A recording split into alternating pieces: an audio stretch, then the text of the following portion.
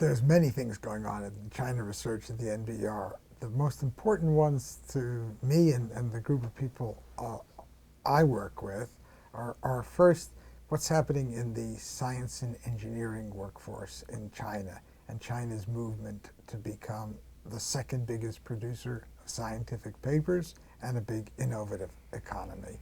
Second, the labor disputes going on in China. More strikes than in any other country, with a trade union movement that is a government bureaucracy, which creates a very unique situation.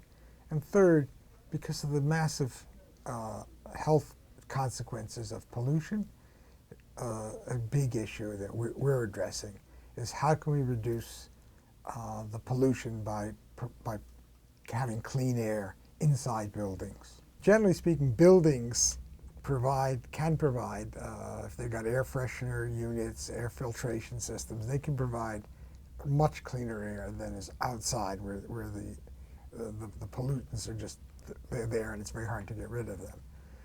So the notion that a building should be your protection against bad air. We're trying to do experiments in China where we put in these air filtration systems and then we measure how much pollution they're getting into their lungs or wherever.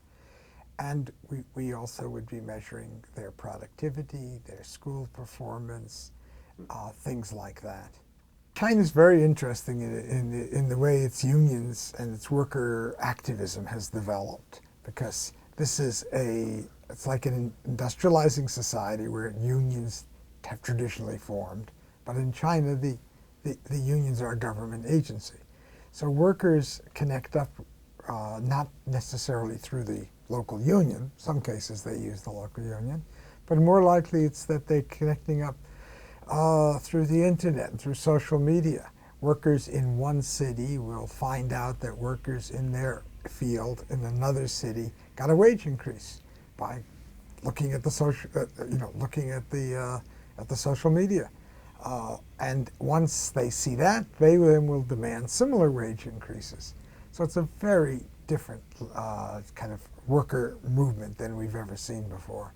China, of course, has been extraordinarily successful economically, which makes it very important to study. If you're an economist and you know very little about the economy that is about to have the biggest GDP in the world, surpassing the American, already obviously has a much bigger workforce, so more workers are in China than literally any place else in the world.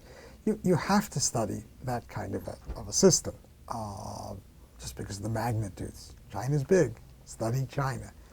The other aspect, I think there's a lot of really positive synergy between the Chinese and the Americans, so that we feel pretty comfortable with each other. The students who come here like America. When one goes to China, one likes the country. Some of our studies showed that it's really a good idea for Americans and Chinese to write papers together.